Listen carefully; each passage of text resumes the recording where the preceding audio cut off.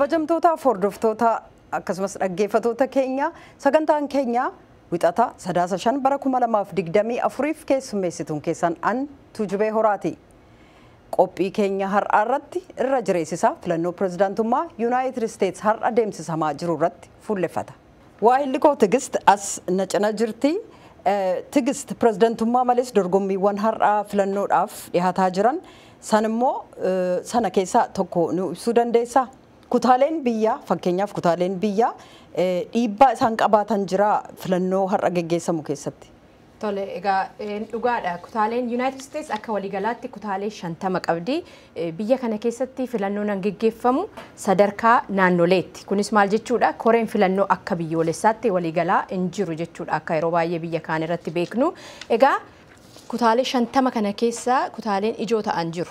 Isaanis maal jedhamani swing state jedhama maalifi bar tokko filannoo tokko irratti ripablikaanotaaf sagalee kennu caalman sagalee argatan itti aanu immoo demokraatii yeroo adda addaa hin beekamu kutaalee hedduun garuu 50 kana keessa yeroo filannoo yeroo hundumaa yookaan paartii ripablikaanii yookaan immoo demokraatii filuudhaan beekaman swing state warri jedhaman kun garuu murteessoodha bara kana gara kutaalee 7 swing stateidha isaanis dhaggeeffattootaaf daawwattoota keenya yaadachiisudha kutaa Pennsylvania, Michigan, Wisconsin, kutaa Georgia, kutaa North Carolina TV, Arizona akkasumas Nevada dha.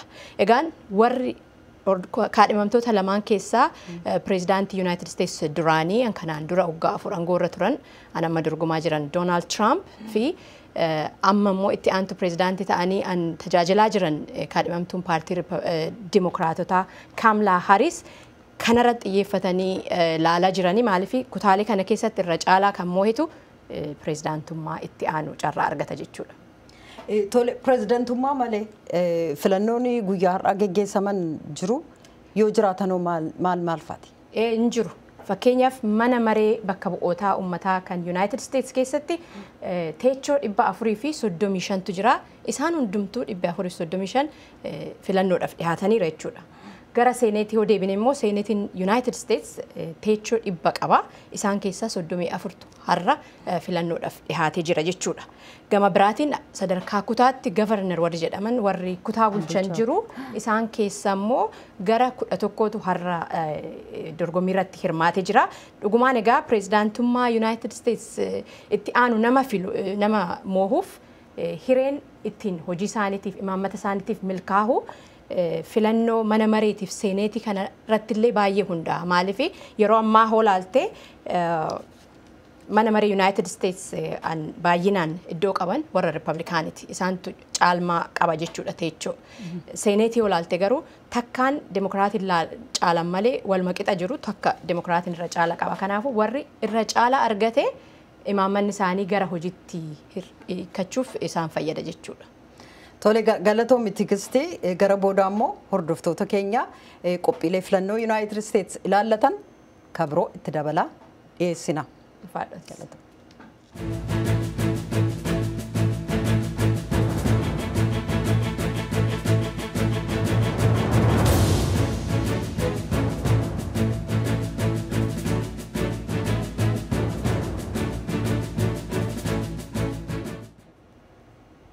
Hordoftoota keenya waahilli koo Fiqaaduu Mitikuu wiirtuu filannoo kan kutaa Virginia bakka Arlington jedhamutti argama.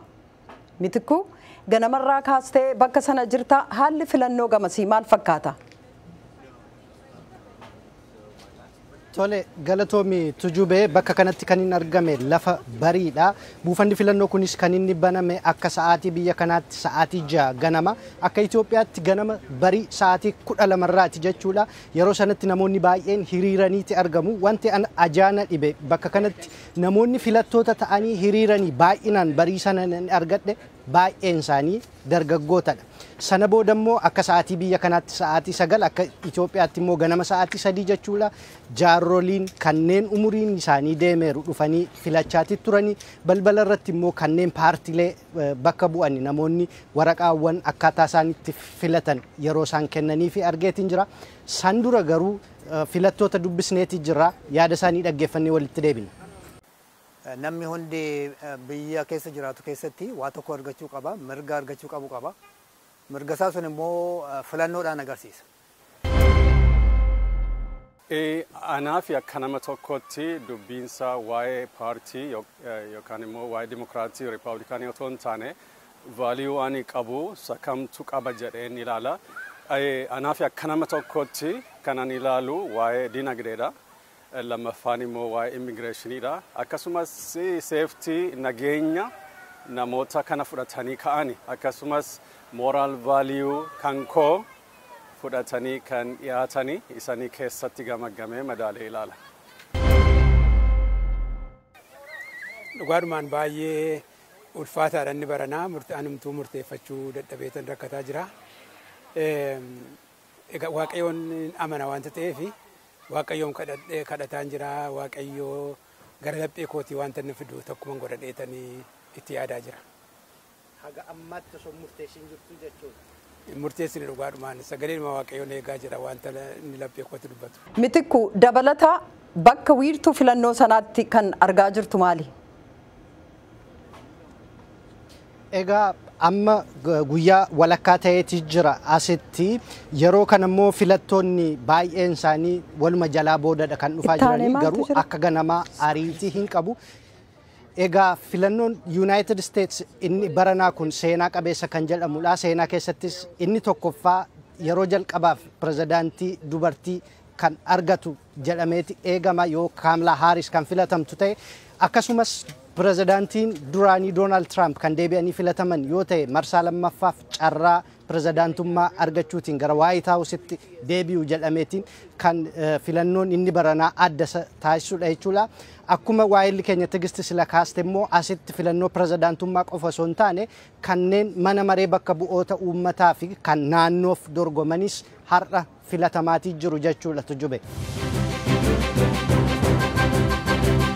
Former Vice President Joe Biden has been elected President of the United States. Amma itti aanaa President Joe Biden Presidentii United States ta'anii filatamuu isaanii labsina. Kun labsii isa xumuraa ta'utu itti ture. Garuu gaafa xumurarra ga'amu Donald J. Trump Presidentiin United States isaan 45ffaan injifatamuu isaanii amananii fudhachuuf qophaa'uun turre. If you count the legal votes, I easily win. If you count the illegal votes, sagaleewwan seera qabeessa ta'an yoo lakkooftan salphaatti mo'adha. Yoommoo sagalee kanneen seeraa ala ta'an lakkoofte filannicha nurraa akka hatuuf yaalan hubatta. Koongiresiin ba'ii filannichaa akka hin raggaasnee fi deeggartoonni isaanii akka dhorkan Trump amajjii 6 bara 2021 gaafatan. We fight like hell, and if you don't fight like hell, you're not going to have a country anymore. Cimsinee lolla yoo haalaan cimsitee lolle lammata biyya qabaachuu hin dandeessu. Kana booda kan ta'e yookiin immoo falmiin kun kan buuse yoo jiraate wanta kanaan dura Ameerikaa keessatti ni qaqqaba jedhamee hin eegamneetu mul'ate. Sunis pirezidantichi yeroo lammataa fi akka taayitaarraa buqqisamuuf seeraan qorataman isaan taasise. Trump jecha hin ta'u jedhu fudhachuuf diduu isaaniitiin nama yeroo baay'ee waan tokkoof hin sarmine akkaataanitti maqaa mallattoo ittiin beekaman ta'eera. I think what you see is somebody who has incredible confidence. Wanti hubataa jirtu kan natti fakkaatu nama tokko kan baay'ee ofitti amanamummaa qabuu fi waan qalbii isaatti dhaga'amu irratti hundaa'udha. Ross Butnerii fi Susan Craig maxxansa New York Timesitti gaazexeessitoota qorannaa si'ataan lamaanuu waliin ta'uudhaan kitaaba Lucky Loser jedhamu kan akkamitti akka Donald Trump nama ofiin biliyeeneroo of taasisan yookiin maallaqa guddaa horatan kitaaba ibsu barreessanidha. He has not, since the early 80s, really trusted people who have subject area expertise. Bara 1980moota sanarraa eegalee namoota dhimma kamirrattiyyuu ogeessa ta'an yookaan dandeettii qaban tasamanee hin beeku. Yaada isaanii damacee dabra. Kana ka godhummoo haalluundi karaa inni barbaadutti akka deemuufi. Gamooleen Trump qaban qubee halluu bifa warqeetiin guddifamanii barreeffamuudhaan mul'atu hawwii isa egeree fi of beeksisuuf ilaalcha isaan qaban agarsiisu. He was worth $200 million when he would talk. It was an interview he gave to the New York Times and that. Yeroo New York Times itti dubbate qabeenyi isaa $2 miliyoona 200tti shallagama ture. Sun gaafa inni waggaa 10 booda himaa 60 Minutes jedhamuuf dubbate immoo gara biliyoonatti ol guddata. Tiraamp yaada nama hawwachuuf akkasumas maqaa ofii bareechee mul'isuun uummanni miiliyoonatti lakkaa'amu akka maqaa isaanii faarsan gochuu irratti baay'isee nama milkaa'anidha. Nama waa tokko xumuraan ga'anidha. Godhaniis of mul'isaniiru. Haalaan itti milkaa'aniirus. Haa ta'u malee milkaa'insa kanaan duuba rakkoowwan ni jiru. Fakkeenyaaf kaampaaniin isaanii marsaa 6 nan kasaare jedhee iyyata mootummaatti dhiyeeffateera. As Ameerikaatti isa baankiraapsii labsee jedhamu jechaadha. Kaazinoon isaanii maallaqa baay'ee dhabeera. Yeroonni itti cufames tureera. Garuu kan isaan deebi'anii bayyaannatan agarsiisa TV The Apprentice jedhamuun ture. Agarsiisa TV kanarratti Tiraamp mataan isaanii qooda olaanaa taphachuudhaan mul'atan. Ladies and gentlemen, I am officially running for President of the United States, and we are going... Kabajamoota dhiiraaf dubartootaa pirezidaantummaa Yuunaayitid Isteetsiif akkan dorgomu ifan godha. Biyya keenyas deebisnee biyya cimtuuf olaantuu ni goona. Akka fedhan kan dubbatanii fi isa jedhanitti akka hin gaabbinetti kan beekaman Tiraamp kaadhimamaa abbaa biyyummaa faarsan garuu nama yaada namoota lamatti qoodan ta'uun beekamu. When Mexico sends its people, they're not sending their best. They're bringing drugs, they're bringing crime. Biyyi Meksikoo yeroo namoota ishee biyya kanatti ergitu isaan gaggaarii miti jarri dhufan. Kaan qoricha sammuu darreessuu fidu. Yakkamtootatu dhufa. Humnaan gudeedotatu dhufa. Hagi tokkommoo namoonni gaggaariinis keessa jiru jedhee yaada. Akka pirezidantiittis Tiraamp abbootii seeraa 3 mana murtii olaanaa biyyattiif mudaniiru. Jarri kun immoo seera mirga sadarkaa federaalaatti kan ulfa ofirraa baasuu dandeessisu akka haqamu deeggaraniiru. Kun bara koronaa sana keessa seeneen ture. The U.S. death toll now above 150,000. Amma du'i namootaa Yuunaayitid Isteets keessatti 150,000 ol ga'eera. Jalqaba bara 2020tti dhibeen koovidii Tiraampiin qormaata keessa galchee ture. Talaalli lubbuu baraaru akka dafee qaqqabu saffisaan akka hojjetamu isa danda'an godhaniiru. Faallaasaatti immoo barakiinaan bifa lilmootiin fudhachuun vaayirasii kana akka ajjeesu saayintistoonni bira ga'aniiru jechuudhaan ummati akka fudhatu eeruu isaanis ni yaadatama. Garuu wayitaa ummati miiliyoonii 9 ta'u vaayirasichaan qabamanii 230,000 ta'an immoo du'uun isaanii gabaafametti Ameerikaanonni baatii sadaasaa sana Joo Baayidaniin pirezidantii isaanii bara dhufanii akka ta'anitti filatanii ture. Ergii waajjira isaaniitii ba'an boodegaa Tiraamp himannaa yakkaa hedduutu itti dhiyaate. Kanaan immoo pirezidantii duraaniin kun bulchaa biyyaa duraanii isa jalqabaa yakkaan balleessaa ta'anii argamanidha. Haalli kun hinumaa isaanii fi deeggartoota isaanii gidduutti walitti dhufeenyi ture caalaatti akka cimu godhe. Pam Smith deeggaraa Tirampidha. God has a plan for Trump and he absolutely was spared for some purpose and reason and hope. Waaqni Tiraampiif karoora qaba. Sirriitti sababa ta'eef yookaan waan tokko gochuuf isa oolche. Innis pirezidaantii 47ffaa ta'uuf abdiitu jira. Egaa Doonaald Tiraamp deemsa poolitikaa Ameerikaa ergii seenanii as poolitikaan Ameerikaa akka kanaan duraa ta'uusaa hafeera. Tasa akka kanaan duraas miti. Namni bar tokko kitaaba The Art of the Comeback jedhamu gargaaraa barreessaa ta'an tarii amma immoo seenaa Ameerikaa keessatti bakka olaanaa qabatanii as ba'uu danda'u laata jedha. Gabaasaan Tiinaa Tirn waajjira VOA New York nu qaqqabe.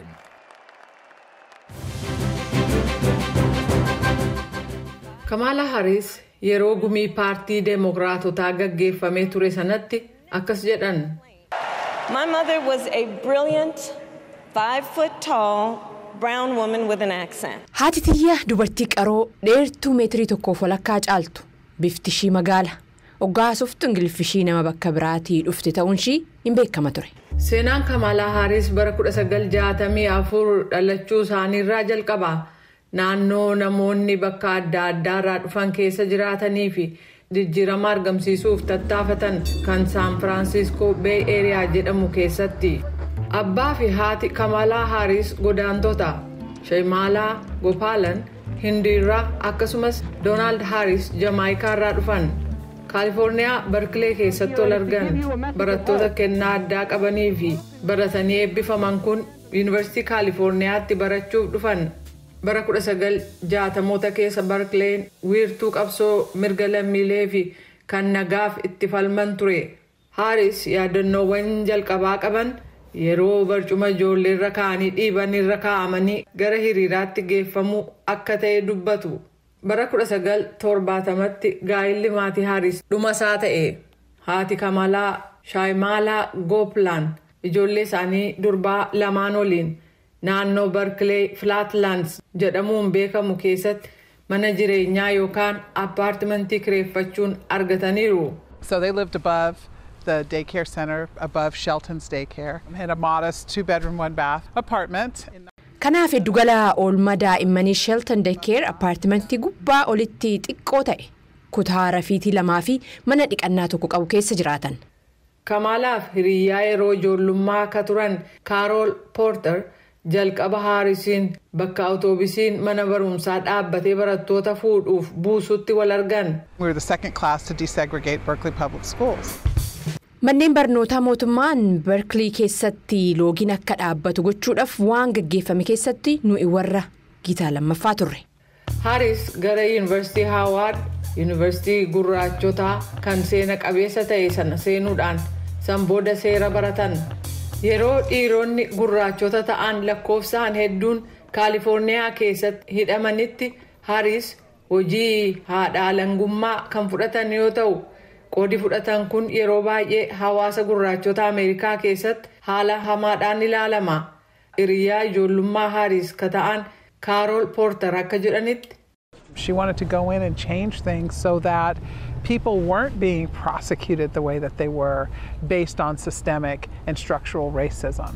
Caasaa haxxummaatii fi sanyummaa irratti hundaa'uudhaan namoonni akka ta'aa jiru sanitti akka hin hirmaanneef seentee waa jijjiiruu barbaadde.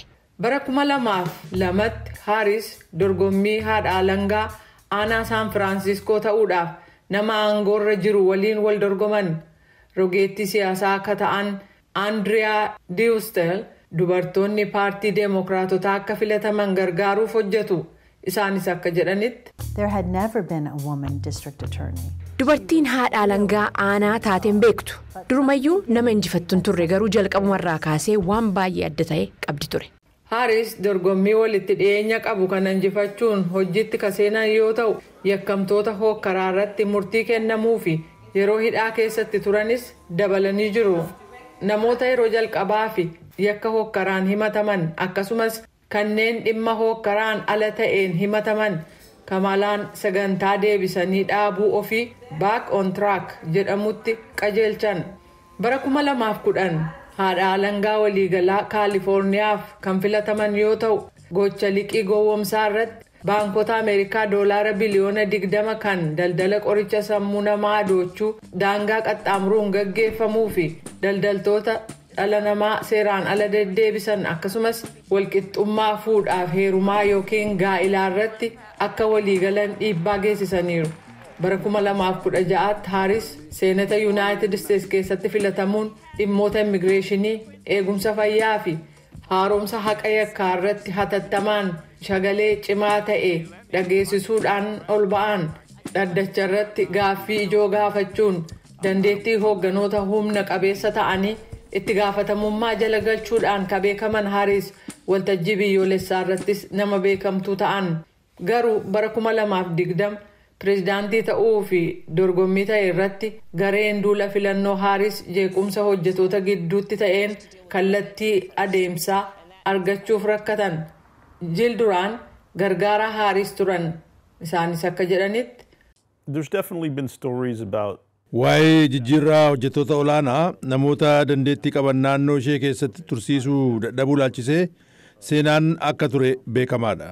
Baayiden kaadhimamaa pireezidaantii paartii isaanii ta'uun injifatanii dhumarrattis Haaris ittaanaa isaanii ta'anii akka itti dabalamaniif gaafatan. Lamaan isaanii gara injifannootti ce'uun dubartii isaan jalqabaa taasise akkasumas nama adii hin taane ka jalqabaa waajjira sana keessatti akka injifatan taasise. Godaantonni daangaa Yuunaayitid Isteetsi gama kibbaa qaxxaamuruuf yaalan baay'achaa dhufuun Ittaantuu pireezidaantii ka ta'an Haaris tasgabbii dhaabuu fi hiyyummaa furuuf hoogganoota naannoo sanaa waliin bobba'aniiru.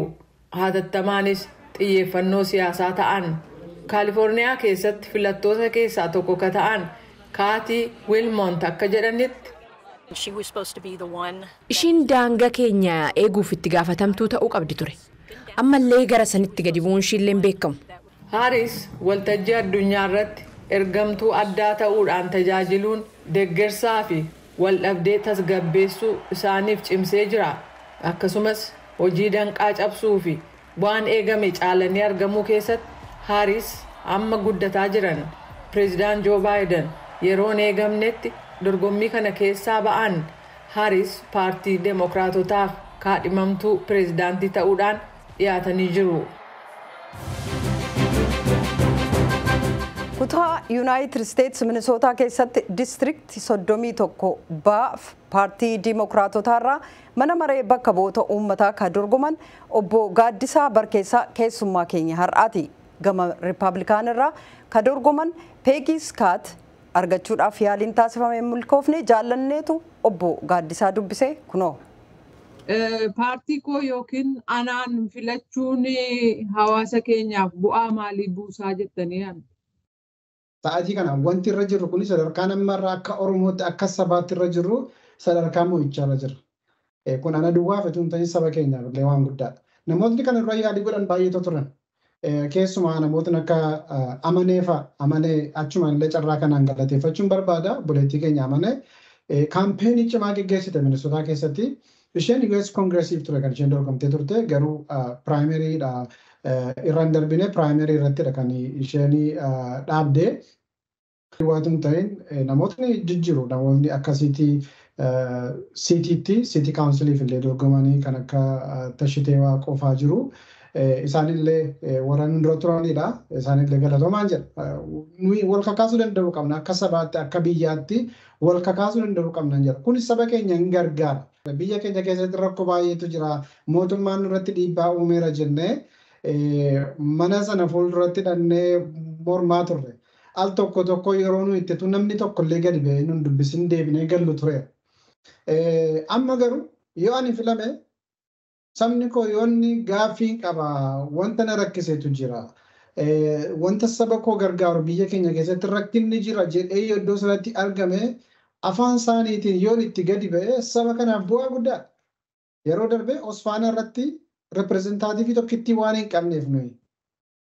Akka isteetaatti reprezentaativii tokkittii waan hin qabneef Somaaleedha kan waamame Osfaanaa irratti. Maaliif Somaalotni jiru amma sa'aatii kana kan nama dhibu. Somaalotni isteet reprezentaativii ta'anii biyya Minisootaa keessa jiru. Garuu Oromoon namni biyya Itoophiyaa irraa dhufe tokkoyyuu hin jiru. Kanaaf bu'aa guddaadha. Wantoota baay'ee gochuu dandeenya. Jijjiirama hedduu fiduu dandeenya. Ifan afaan keenya irratti jijjiirama fiduu dandeenya. Afaan keenya iddoo adda addaatti al tokko afaan baay'een hiikamanii yerootti sabni keenya gargaaraman jira. Iddoo tokkotti garuu hin danda'amu. Iddoo tokkotti barreeffamaan illee afaan keenya jira hin jiru. Afaan baay'een garuu barreeffamaan illee jiru. Garuu afaan immigirantii ta'ee biyya Minisootaa keessaa kan baay'ee haasa'amu keessaa afaan Oromoo afaan ta'uu isa tokkodha. Kana irratti illee dhiibbaa uumuu dandeenya jedhee nama amanaa. Keenya immigirantiin biyyatti PhD isaanii baratanii biyya adda addaatti PhD isaanii baratanii dhufanii biyya kana keessatti rakkachuun irra hin jiraatu. Dandeettii isaanii barumsi isaanii kuni biyya kana keessatti geeddaramee akka isaan ittiin of fooyyessan biyya kana fooyyessan poolisii akkasii push gochuu dandeenya jedhee abdadha. Kun immoo saba keenyaaf guddina. Warri Somaalee tokkummaadhaan Ilaan Omaariin akka isheen deemtee filamte godhan. Tokkummaadhaan wal tumsanii wal cimsanii. Kanarraa sabni keenya barachuu danda'u turre jira. Wantoonni immigiraantii taanes poolisii dimokiraatii keessaa jaallannu jiraachuu danda'u. Garuu isa kamtu isa kamirra wayya isa jedhu laaluun irra jira. Kanaafidhaan namootni keenya amma keessuma immigireeshiniitti baay'ee fookasii gochuu danda'u qabna. Immigireeshiniin wanti nuyi anaaf isin geeddaruu dandeenyu. Kanaafillee kanallee akka hubattanii paartii dimokiraatii filattanii kabajaa isin gaafadha. Gama paartii Riippaabilikaanirraa obbo Gaaddisaa Barkeessaa wajjin diistiriiktii 31 baaf keessatti kan dorgoman miseensi mana maree bakka bu'oota kutaa Minisootaa Peegii Skaat wajjin gaaffiif deebii gaggeessuuf kan gaafanne ta'us waajirri isaanii kana gochuudhaaf yeroo ga'aa akka hin qabne deebii nuu kennee jira. Peggy Scott marsariitii ofii irratti akka barreessanitti bara 2009 kaasee filatamtuu aangoo kanaa ta'uudhaan hojjetaa akka jiran yoo ta'u namoota bakka irraa filatamee keessa jiran tajaajiluun kabajaa guddaadha jedhan. Jiraattonni diistiriiktii kanaa baasii guddaa mootummaan baasu qaala'insa jireenyaa fi diinagdee nageenya hawaasummaa ilaalchisee isin jiraattonni yaaddoo qabdan akka hin qooddadhu akka beektan hin barbaadaa jedhaniiru. Sababaa qaala'insa diinagdeen kan Biden Walz jalatti mul'atuun doolaarri keenya ciminaan arganne hanga kana deemuu hin dandeenye qaala'insi jireenyaa bara darbeer 8.5% dabaluu gatiin gaazii 15% ol gatiin nyaataa immoo 11% dabaluu isaatiin erga bara 1979 as tarkaanfii saffisaa ta'een wanta hundarraa gaariin nuti gochuu dandeenyu gibira gadi buusuudhaan maallaqni keessan akka fagoo deemu nan beekaa jedhaniiru. Nageenya hawaasummaa hunda keenyaaf olaanaadha. Bara 2021 irraa eegalee Gavarnar Walz jalatti ajjeechaa 171 dabaleera. Haleellaa cimaan 133 dabale. Bara 2021tti saamichi konkolaataa 779 yoo ta'u akkasumas haleellaan poolisoota irratti raawwatame 900 ol gabaafameera. Kun fudhatama hin qabu jedhan Peggy Scott. Hordoftoota keenya marii waa'ee filannoo ittuma fufee jira. Tigistii waliin marii qabnu itti fufna. Tigist filannoon bara kana seena qabeessa jedhama. Maaliif namoonni irra hedduun waa'ee filannoo kanaa seena qabeessummaa isaa dubbatu sitti fakkaata? Dhugaadha. Egaa amma har'aattis filannoo kana duulana filadhaan yeroo geggeeffamu qabee odeeffannoo hedduu isin biraan gahaa turre irratti isinis daawwattoonni fi dhaggeeffattoonni keenya kun seena qabeessa ta'uu argaatuma turtan jedheen amanaa. Akkuma beekamu egaa pireezidaantiin duraanii Doonaald Tiraamp bara 2016 aangoo qabatanii amma bara 2020tti aangoo irra turanii marsaa lammaffaadhaaf immoo filamuu hin dandeenye pireezidaanti Joo Baayidentu filame yeroo saniif marsaa tokko qofa tajaajilanii deeman. Haa ta'u malee yeroo manni maree United States filamuu Joo Baayiden san raggaasisuudha jedhan deeggartoonni pireezidaantii duraanii Doonaald Tiraamp rakkoo adda addaa uumanii mormiitu ture jeequmsatu ture. Saniifuu hedduutti addaan egaa odoo aangoorran turin yeroo lammattaatiif immoo dhufanii yeroo isaan hirmaatan arguun seena guddaadha. Karaa biraatiin immoo Kaamlaa Haaris itti aantu pireezidaantii United States amma filaman dubartii pireezidaantii United States anduraa ta'uudhaan waan mul'atuuf sun seena qabeessa isa taasisa. Tole galatoomi Tigisti gabaasi keenya kabiroonuu dhaqqabeera natti fakkaata.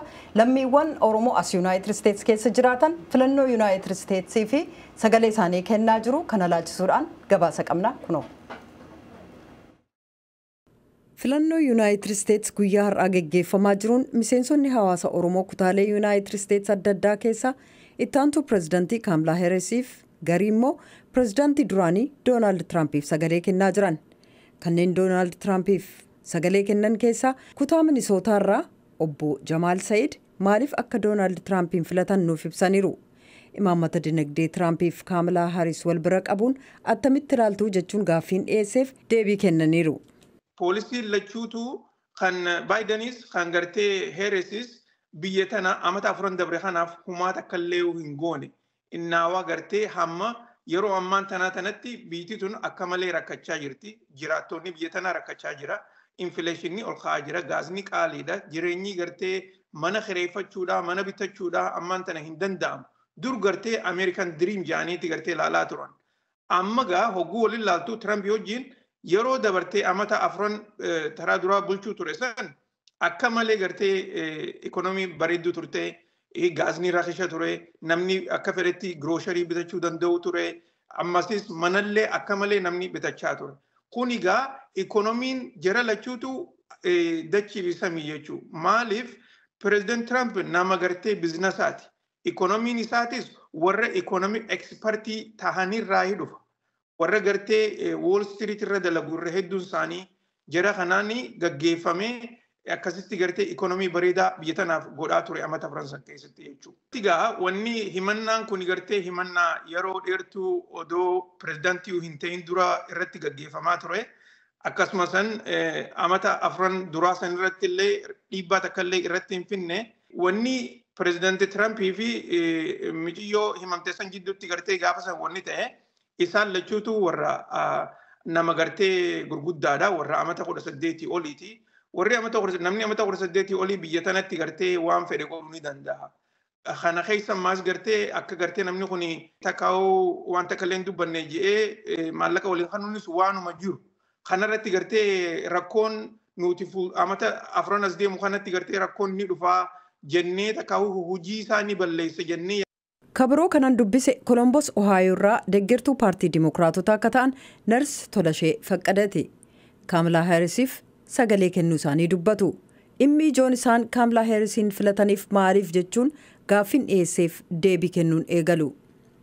Kanaaf dhimmi ijoo jedheen kan ilaalu tokkoffaan dhimma immigireeshiniiti.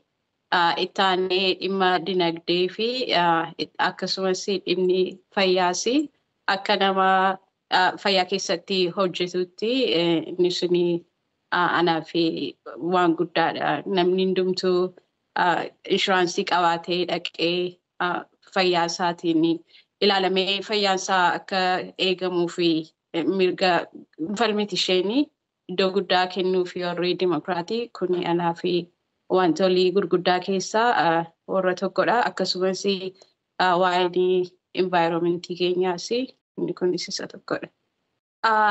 Ani yoo isheen filatamte kan insirra ta'ee yaadu like border controlling maybe like asylumii dafanii isa kennuu fi ilaaluu warra biyya kanatti hin ta'uu biyya kanaaf gaarii jedhamanii dafanii dabarsanii warra kaan immoo akkasuma warra like deebisan immoo deebisuu nama ittiin dhamaasinii jechuudha biyya isaaniitti yoo deebi'u ta'e akka deebi'anii fi more dafanii irratti hojjetu jedhee yaada. Dondumaadhaa inni jijjiiramni qilleensaa baay'ee addunyaa keenya dhiphisaa rakkisaa jira. Warri Riippablikaanii jiradhaniyyuu hin amananii kuni garuu iddoo asii kaasee iddoo addunyaa irratti dhiibbaa guddaa fidaa jira. Kanarratti isaaniin hojjetu jedhanii amana. Ittaantuu pirezidaanti Kaamilaa Haaris yoo filataman jijjiirama akkamii dhufa jettanii abdattu? Ikoonomiin fooyya'aa. Taaksii amma warri Riippablikaanii yeroo baay'ee warra sooreyyii fi taaks katii godhu isaaniif baay'ee waan ta'u garuu warri Dimookiraatiin namoonni hojjetanii birrii amma baay'ee fudhattee galte yookiin taaksii xinnoo kaffalu warri middle classii kanaaf isarratti inni ikoonomii fi waan guddaa qaba jedhee yaada. Kanarratti immoo tasgabbeessuudhaan biyya yuunifaayi gochuudhaan walitti fiduudhaan warri Dimookiraatii irratti hojjetu jedhanii yaada akkasumattis. Pirezidaantii dubartii fi qophoofneera. Pirezidaantii gurraattii dubartii kan taateef qophoofneera. Kanaaf yeroo masaatti yaadama. Adde Tolashee Faqqada ibsanuu kennitaniif maqaa sagalee Ameerikaan hedduu galatooma. Isinis naaf yeroo keessaniif galatooma. Ammas keessummaan dubbisne biroon ka paartii Riippablikaan deeggaraniif Tiraampiif sagalee kennan Poortilaand Oreegon irraa obbo Lalisaa Hiikaati. Maaliif akka Doonaald Tiraampiin filatan nuuf ibsaniiru. Tokkoffaa paartii Mukootu Riippablikaanidha. Lammata immoo ejjennoo Kamalaan qabduu fi Baayiden faan qaban poolisii isaan nama deemsisaa jiraniif vaaliyuun kun waan waliin simannee fi Tirampii maaliin filadhaa jechuudha. Akka paartiittis akka bu'aa biyya kanaaf buusaa jijjiiraman fidaa isa jedhus waan itti amanuuf isa filadha. Imaammatii dinagdee Tirampii Kamalaa Haarisii wajjin maal addaddummaansaa? Addaddummaan isaanii inni guddaan amma waan simpilii dinagdee kana irratti yoo fudhannee environmentii wajjin walitti hidhanii Kamalaaf Baayiden faan fakkeenyaaf amma Trans Canada kan pipeline tokko jira kanarraa kan isa vaakaansii godhanii akkasumas immoo ooyiliin kun akka qotamee gabaa irratti ba'ee gatii ooyilii kana yookaan gatii gaasii kana gadi buusuu hin fedhan jiran environmentii jedhanii jechuudha. Kun isa guddaadha. Yeroo Trump ture gaaziin baay'ee rakkasa ture. Amma garuu almost dachaa lama ta'e erga Baayiden dhufee filameeti. Kun jijjiirama baay'ee fida keessumaati. Gatiin gaazii ol ka'uu jechuun gatiin nyaataa ol ka'aa, konkolaataatti guuttachuun ol ka'aa, horii namni torbaniin argatu irri caalaan gara geejjibaatti deemaa jechuudha. So kun waan baay'ee nama miidhuu fi imaammati Trump kan jiraarra caalaadha. Isaan more environmentidhaa fi global warming kana jedhaniitu nama miidhu. So isa value godhu more. Kanaaf kan isaanii irra wayyu jedhee amanu. Inni kan biraan immoo waa'ee daangaati. Nageenya daangaa keenya hin eegna kan jedhudha. Yeroo baay'ee kan isaan irratti dubbatanii kan daangaa akkam godhanii sakkii urgochuu danda'u jettanii yaaddu sin. Daangaa kana sakkii gochuun tokkoffaa dallaa dheeraa sana ijaaraa turaniiru. Actually warri dimokiraatii kunis waluma qixxee ijaaru. Daangaa sana koongireesii mootii walii galee ijaaraa. Trump garuu kan inni ittiin jedha caaluu danda'u more agentii warra humna waraanaa kanaa humna dirooniitii fi sisteema addaatiin fayyadamee boordarii sana more secure godha karaa hin banu. Erga inni baheetti namooti seeraan ala dallaa kana cabsanii karaa seeraan alaatiin biyya galan double yookaan 3 times fa'aa ta'u baay'inaan. Akkasumas immoo gaafa nama qaban dipoortii gochuu actually dipoortii gochuu iyyuu hin taane akka namni dhufee itti galu iyyuu godhu Kamalaan faan Baayiden faan jechuudha. Trump immoo boordarii kana secure godhee akka namni seera ala hin galle namni biyya kanatti maagireetii gochuu barbaadu warafaa qabatee apply godhee qualification akka dhufuudha kan inni itti amanu. Hordoftoota keenya qophiin filannoodhaaf qopheessine kana qofaa miti har'a galgalas akkasuma itti fufaa Tigist galgala kana qophii addaa filannoo laalchisuudhaan qabnu ilaalchisee hordoftoota keenyaaf waan nu ibsitu yoo qabaatte. Tole garuu an galgalaatti oduun darbiin har'ayyuu piroograamii yookaan immoo sagantaalee hedduu qabna. Hunda isaanii karaa miidiyaalee hawaasummaa keenya facebook.com/afaan-oromoo akkasumas websaayitii keenya irratti simbiraan geenya yaada hawaasaa biyyaayis Adaamarraa Finfinneerraa walitti qabne jira san karaa miidiyaalee hawaasummaa keenyatiif marsariitii keenya hordofaa sagantaalee hedduu qabna. Suuraalee filannoo naannoo adda addaatti maal akka fakkaatan isinitti agarsiisu kutaawwan United States keessaa isiniin biraan geenya gaafii tujubeetti deebi'uudha galgala jechuun roobii ganama akka sa'aatii Itoophiyaatti immoo sa'aatii tokkorratti ganama karaa feesbuukiitiin kallattiidhaan piroograamii yookaan immoo sagantaa isinii qindeessinee dhiyeessinutu jiraata. Egaa yeroo sanitti hookan hin beekna hookan hin beeknu abbaa moohatee haa ta'u sa'aa sanitti isinii dhiyeessinaa sa'aatii 2 irratti immoo roobii ganama reediyoo irratti nu eeggadhaa jenna kanuma.